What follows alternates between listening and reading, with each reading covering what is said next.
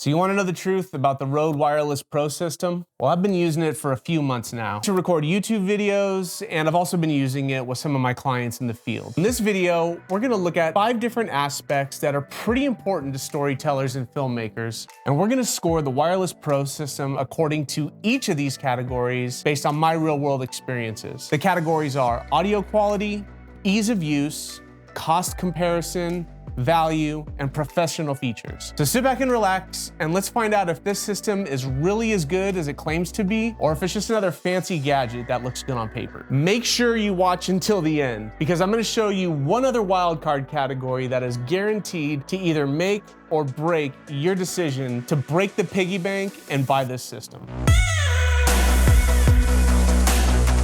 So if you're new to filmmaking, chances are you might not know the importance behind 32-bit float. So when you're watching all of these other YouTube reviews and you keep hearing these guys talk about 32-bit float, it might sound like a foreign language and you might not know what they're talking about. So let's simplify. 32-bit float is kind of like magic for audio recording. You get the perfect audio no matter how badly you messed it up while recording. So even if your recording skills are not exactly top-notch, 32-bit float can make your audio sound like it was recorded by a pro. It's a bit like cheating, but hey, who doesn't love a good cheat code? The Røde Wireless Pro system records a 32-bit float track directly to the transmitter, and it also sends a wireless audio feed to the receiver that's plugged into your camera, giving you a clean wireless feed on your video. All right, so it's kind of a breezy day, but I wanted to test the Wireless Pro versus the Wireless Go 2 in an environment like this, just to see if you can tell a difference between the $400 mic versus the $300 mic system. So what do you think? I have them both laved up with the same lavalier mics. I'm pulling the audio tracks directly off of the transmitter, so it's not going through the camera. Can you tell a difference? I didn't EQ any of this audio. This is straight out of the microphone and into the timeline. So let me know your thoughts below. You might believe one source of audio is plenty, but let me tell you, it really isn't. It's incredibly valuable to have a backup, particularly a high quality backup that's saved to your transmitter. This is especially true like if your receiver's battery dies during a shoot, or you encounter some sort of like interference from other wireless signals, or if you fail to properly adjust your gain either on the system or in your camera. Now that said, I rarely use any of the camera's audio for any of my videos. You'll almost always get the highest quality audio when recording it separately from your camera, and then syncing the 2 tracks together in post. So I'm gonna rate the quality of the audio track based solely on the 32-bit float track that's recorded separately to the transmitter. Audio quality can vary from camera to camera depending on the specific camera's audio inputs and its capabilities. So it wouldn't be fair to rate the audio quality based on my camera's setup, because it's likely that you and I are gonna have different gear and we'll have wildly different experiences when it comes to the audio quality coming out of our cameras. So I'm gonna give the audio quality an 8.5, 8.5, which is more than just a participation trophy, right? This thing is definitely punching above its weight class. I must admit that my studio setup is capable of producing better audio quality, but that's like comparing a Tesla to a golf cart. Given that this device can make me sound somewhat human even when I'm recording in a place like this with hard floors and walls and stuff like that with no insulation, I'd say it's pretty impressive.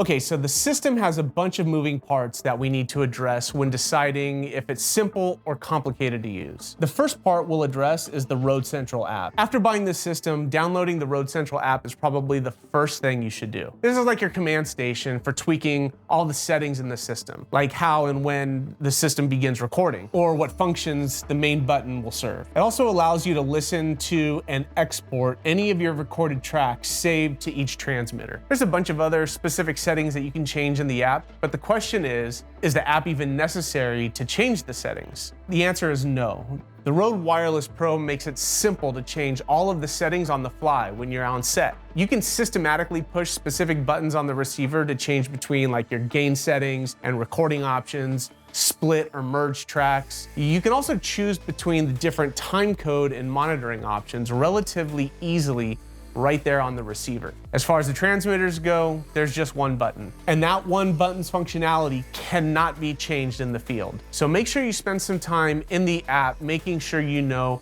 exactly what that one button's function is set to. So I have my transmitter set to always record mode so that when I turn it on, they're always recording. I do this because in the past, I've forgotten to press the record button on a shoot for a client. And you can imagine the kind of internal chaos this error causes storytellers, especially when we're being paid by a client, right? When the transmitter is always recording, the main button can be used to either mute the mic or drop a little marker on the audio track to identify specific key areas that you want your editor to pay particular attention to. If your transmitter isn't set to always be recording, then the main button on the receiver will serve as the button to start and stop your recordings. One way or another, these transmitters can hold up to 44 hours of 32-bit float recording internally. You're not gonna run out of space, I promise. So another thing that's really handy is that when you plug this system into your computer, the transmitters will appear as removable drives on your desktop, similar to like an SSD drive or an SD card. You can double click on whichever transmitter you want and grab the 32-bit float wave files and pull them directly off of there without having to go into the Røde Central app and exporting them or something. This makes it convenient to grab your files and move them to,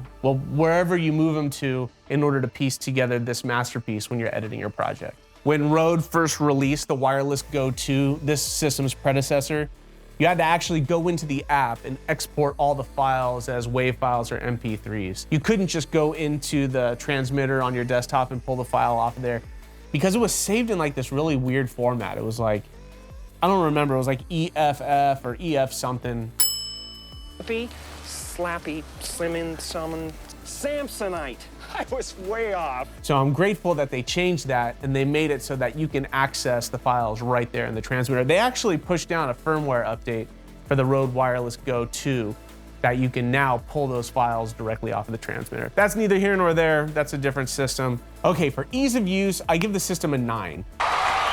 I have very few complaints in this area, but I have a hard time giving anything a 10, so it gets a 9.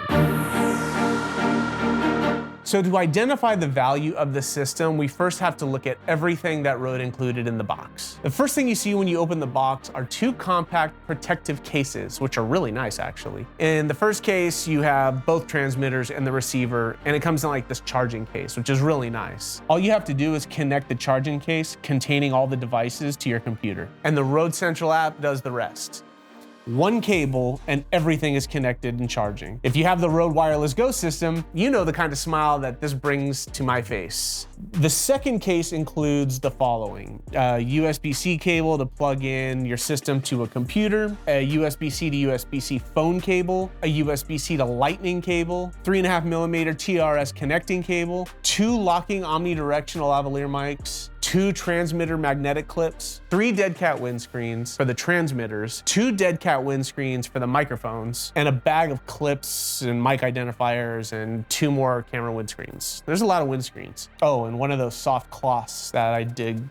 I love those soft cloths. Okay, let's price out each component. We'll have to do it based on the Røde Wireless Go 2 system, which is the closest comparison since you can't buy the Røde Wireless Pro receiver and transmitters by themselves. Okay, the Røde Wireless Go 2 system would cost $299. It does not come with a charging case, but you can buy another one online for $79. The charging case does not come with a USB-C cable to plug it into your computer, but the Wireless Go system has a ton of cables, so you should be fine. The Røde Lavalier 2 omnidirectional mics are gonna run you $99 each, and you get 2 of them, so that's $198. A USB-C to USB-C cable that allows you to plug into a mobile device will run you $15. The USB-C to lightning cable will cost you an extra $25. Now the magnetic clips for the wireless transmitters, they cost $19 each. You get 2 of them, so that's 38 bucks. So for all the main components, excluding the second protective case and the mic identifiers in that heavenly soft cloth, you're gonna pay about $650 versus $399 for the Wireless Pro systems and all of the accessories. This is a no-brainer. Now again, the cost is based on the Wireless Go 2 system, and all of the other accessories and the components are identical. The Wireless Pro is a much higher quality system when you're comparing it against the Wireless Go 2 microphones. The biggest difference is the 32-bit float recording that you have with the Wireless Pro versus 24-bit recording that you have with the Wireless Go 2. But with the Wireless Go 2s, you can only hold 7 hours of uncompressed recording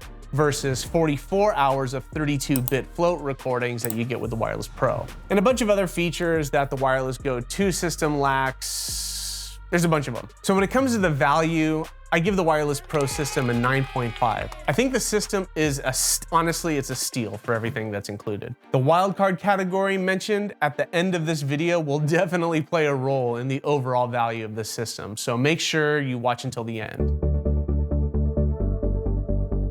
So we basically already did a cost comparison, right? We compared it against the Røde Wireless Go 2 system, and the Røde Wireless Pro system is an absolute no-brainer. For an extra $100, you get a ton of extra features and accessories. A system a lot of people like to use is the DJI mic system, which I believe is more comparable to the Wireless Go 2 when it comes to all of its features. Now, the DJI mic has a receiver and 2 transmitters, just like the Røde Wireless Go 2 and the Røde Wireless Pro, but it records onboard in 24-bit while at the same time sending that wireless audio feed to your camera. It comes with a charging case. Go 2 system does not come with a charging case. It comes with windscreens for the transmitters and a couple of transmitter clips, but it lacks the omnidirectional lavalier mics. This system will run you about $250, which is actually an incredible value for what you get, which is why a lot of people stand by this system. I have nothing bad to say about it. It definitely gets the job done without breaking the bank. Now, the Deity BP-TRX compact mic recorder and wireless transceiver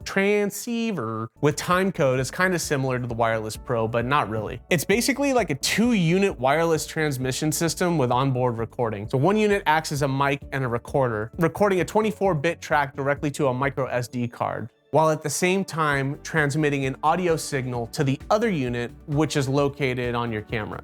I'm just curious to know if anybody has used this system. I've never met anybody that's owned it. If you've used it, drop a comment below and tell me what you think. Is it useful? It looks kind of weird. I mean, don't quote me on this, but I guess you can use both units to record at the same time if you have a 2-person interview going. I don't know. I've never used it, and the description is very ambiguous. But one thing I do like is that it has internal timecode, which can be jammed into the system, and it also can be output to other devices. So that's nice. But the price tag on this system is $479. And although it does come with 2 locking lav mics, it doesn't exactly have the same quality and accessories as the Røde Wireless Pro. And the functionality just seems different. It seems kind of strange. I don't know. Transceiver. Something closer in comparison is the Tascam DR10L Pro field recorder with lavalier mic. That's a mouthful. In its truest form, a field recorder and not a wireless transmission system. Now, it does record directly to a micro SD card in 32-bit float, which gives you that magical high quality audio track, but it does not transmit a second feed to a receiver located on your camera. So you have to sync the video and your audio track manually in post,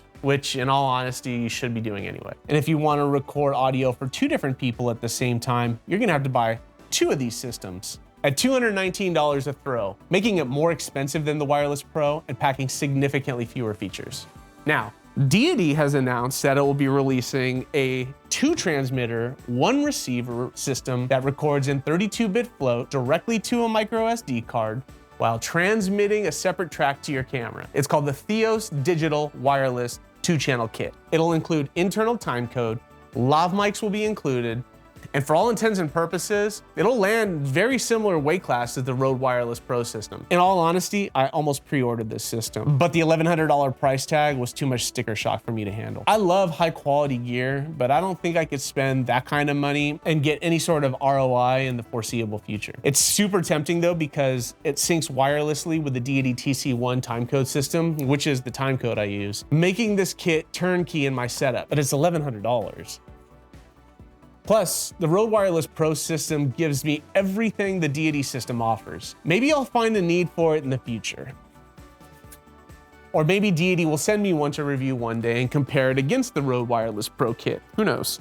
That would be nice. But when it comes to the features packed into the Røde Wireless Pro, the accessories that are included in the kit, and the price of the system compared to what else is out there, you really can't find anything else that comes close to those features at that price point. So I'm gonna give the cost comparison for the Røde Wireless Pro versus any alternatives a rating of 9. The bang for your buck with this system is just not comparable. Is this system capable of bringing on set and using with clients? Well, yeah, I think so. But like anything else, it really just depends on the type of job you're being paid to execute. You already have onboard 32-bit float, and it doesn't really get any better than that. You also have the ability to sync up timecode if you're on a multi-camera shoot, like this one. But the timecode is kind of tricky depending on what timecode system you're using. If you've ever tried recording a video with more than one camera and separately recorded audio, you know that making everything match in editing can be difficult and time-consuming. This is where timecode comes to the rescue. Here is the red Komodo. Right here, this is the timecode that's running on the camera. Whatever I record using this device, in the metadata, that particular timer running when I activate it in post. This is the Canon C70. Up in the top right-hand corner, you'll see its timecode running, and they're two completely different timecodes. So if I shoot with each of these cameras on a multi-camera shoot, you're gonna have the metadata completely different from one another. So here's the fix. I use the Deity TC1 timecode system, and you can see that these are both generating their own timecode, and right now those timecodes are also different. So first we need to make those timecodes match. And since this isn't a video about how to do that, I'm just gonna do it real fast. And like magic, now they are matching. So now what I wanna do is I wanna output these timers to each of these cameras. And because this also isn't a video about how to do that, I'm just gonna do it real fast. Alrighty, so we connected the DD-TC1. Its timer is now running in the Komodo's metadata. The same timer is now running in the Canon C70. So now when I start shooting with each of these cameras, they will have the exact same timecode in each of them. And when you hop into your edit, you match up those timers and sync everything correctly. This probably goes without saying, but you need to be using a camera and audio recorder that accepts timecode. If it doesn't, there is a way to do it through your camera's audio track, but that's a whole nother video and we're just not gonna get into that here. But the Rode Wireless Pro's receiver generates timecode, and each transmitter's audio track will have a copy of that timecode. You then just need to copy that timecode into every other device that you're using on your shoot in order for each piece of media to have the matching timecode. It's called jamming or jam sync. I have 4 of these TC1 devices, and typically I plug one into each of my cameras and field recorders. Now using Deity's phone app, Sidus Audio, I sync all of them wirelessly to make sure they're all running matching timecode on each of my cameras and field recorders. I now have one new step before syncing them together when using the Rode Wireless Pro. I need to jam timecode into the TC1 using the Rode Wireless Pro's generated timecode. This will make sure that the Wireless Pro's timecode is acting as the master, and I've essentially copied that timecode into each of the TC1 devices that I'm using on set. Then all you have to do is sync the rest of the TC1 devices together, and bingo bango, you have everything running on the same timecode. Now every device I'm using has the same timecode in its metadata, allowing me to match every piece of media in post in seconds, versus trying to manually match everything together. If you've ever seen a video where the audio and the video don't quite match, that's a byproduct of the video and audio not matching exactly as they should. Timecode eliminates this error and it saves you time in the process. Now look, there are 5 different timecode options on the Wireless Pro system, which in my humble opinion, that's just too many. You probably only need like 1 or 2, maybe 3. But if you're looking to jam timecode from the Wireless Pro into like a cinema camera or any additional field recorders, you're gonna use timecode option number 5. In my opinion, this is a professional feature that can be used on a professional shoot. So question, have you ever found the timecode feature on the Rode Wireless Pro system useful? Or are you using a timecode system at all with any other external devices like the Deity TC1? Let me know by dropping a comment below. What timecode system are you using? And is it even helpful, or is it just expensive? You also have several options for adjusting your gain. You can manually adjust your receiver's gain from -30 decibels to 0 decibels. This will allow you to do the perfect song and dance when it comes to your receiver's gain levels and your camera's audio settings. If you want to leave the gain settings up to Rode, you have the ability to use pre-programmed gain settings based on the camera you're using. If you're using a common mirrorless or DSLR camera, it's more than likely that you're gonna find your camera's preset in the list. If you're using a high-end cinema camera, except for any of the Blackmagic cameras, you probably won't find your camera's preset in the list. Blackmagic cameras are in the list, that's why I say Blackmagic.